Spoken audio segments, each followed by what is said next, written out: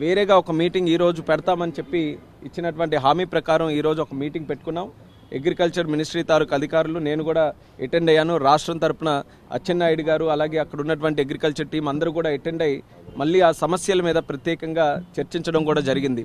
అందులో ముఖ్యంగా ప్రొక్యూర్మెంట్కి సంబంధించి, ఎందుకనంటే ఇది ఇమీడియట్గా స్టార్ట్ అవ్వాలనే ఆలోచనతో చంద్రబాబు నాయుడు గారు నేను రిక్వెస్ట్ చేశారు. మరి దాన్ని సీరియస్గా తీసుకొని కేంద్ర ప్రభుత్వం అలాగే మంత్రి గారు కూడా దాన్ని ఇమీడియట్గా చేయిస్తామని చెప్పి హామీ ఇచ్చారు. వీలైనంత త్వరగా కేంద్రం నుంచి కూడా డిఫరెన్స్ ఆఫ్ ప్రైస్ ఏదైతే ఉందో దాన్ని పే చేయడానికి ఏదైతే 25% వరకు వాళ్ళకి MIS minimum market intervention scheme ద్వారా ఉందో దాన్ని పొడిగిస్తూ 75% వరకు కూడా కమిటీ ఆఫ్ మినిస్టర్స్ ద్వారా అప్రూవల్ తీసుకొని 75% వరకు కూడా చేస్తామని చెప్పి స్పష్టంగా హామీ కూడా ఇవ్వడం జరిగింది. అయితే ప్రైసు దీనికి తీసుకోవడానికి కింటా తాలూకా ప్రైసు రాష్ట్రం తరపున మనం క్యాల్కులేట్ చేసింది కాస్ట్ ఆఫ్ ప్రొడక్షన్ కానీ లేబర్ కాస్ట్స్ కానీ ప్రాక్టికల్గా గ్రౌండ్ లెవెల్లో రైతులు ఎంత పెడుతున్నారో దాన్ని అంతటినీ కూడా క్యాల్కులేట్ చేసి సుమారు 11,600 రూపాయలు ఇస్తే మరి వీళ్ళ తరపున 10,000 చిలుకల వరకే ఇవ్వడం జరిగింది. సో దాన్ని కూడా గట్టిగా రిప్రజెంట్ చేశాం. ఎట్టి పరిస్థితుల్లో క్వింటా తాలూకా ప్రైస్ ఏదైతే దీనికోసం క్యాల్కులేషన్కి యూజ్ చేస్తున్నామో అది పెంచాలి. 11,600 అయినా దానికంటే ఇంకెక్కువ వస్తే ఎక్కువైనా సరే పెట్టాలని చెప్పాం.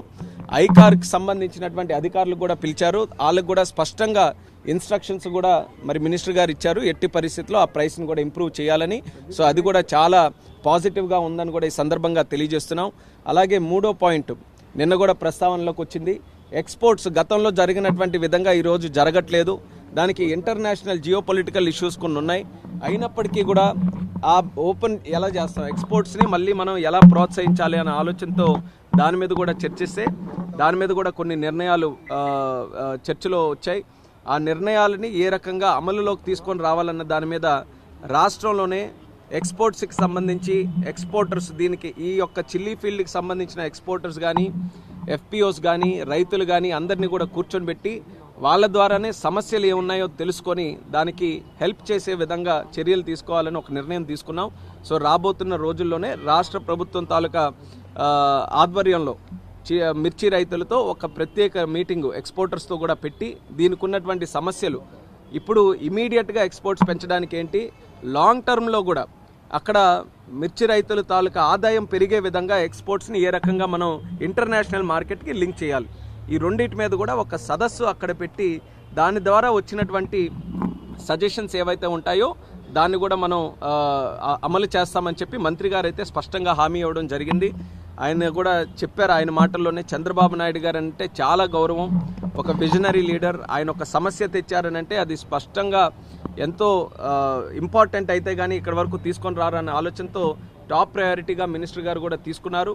ఆయన కూడా ఎంతో డెడికేషన్గా ఎక్కడ రైతుకి సమస్య ఉంటే వాళ్ళతో నిలబడేటటువంటి వ్యక్తి శివరాజ్ సింగ్ చౌహాన్ గారు. నిన్న కూడా ఆయన ఇష్యూ తాలూకా సీరియస్నెస్ని చూసుకొని ఆయన ఎక్కడో మధ్యప్రదేశ్లో దూర ప్రాంతం రిమోట్ ఏరియాలో ఉన్నా సరే త్రూ ఫోన్ ఆయన ఒక మీటింగ్కి కనెక్ట్ అయ్యి మరి ఆయన కూడా కొన్ని ఆలోచనలు కానీ ఆయన నిర్ణయాలు కానీ చెప్పడం జరిగింది. ఈరోజు మళ్ళీ ఎక్కడ డిలే లేకుండా ఈరోజు ఢిల్లీ వచ్చిన వెంటనే మరొక మీటింగ్ కూడా పెట్టారు. దీన్ని ఇమీడియట్గా కేంద్ర ప్రభుత్వం నుంచి డబ్బులు తెచ్చి ఆ డిఫరెన్స్ ఆఫ్ ప్రైస్ ఏదైతే ఉంటుందో మార్కెట్కి కానీ ఈరోజు ఉన్నటువంటి కాస్ట్ ఆఫ్ ప్రొడక్షన్ ఈ రెండింటికి తేడా ఉన్నది కేంద్ర ప్రభుత్వం భరించి ఇస్తుందని చెప్పి స్పష్టంగా హామీ ఇవ్వడం జరిగింది.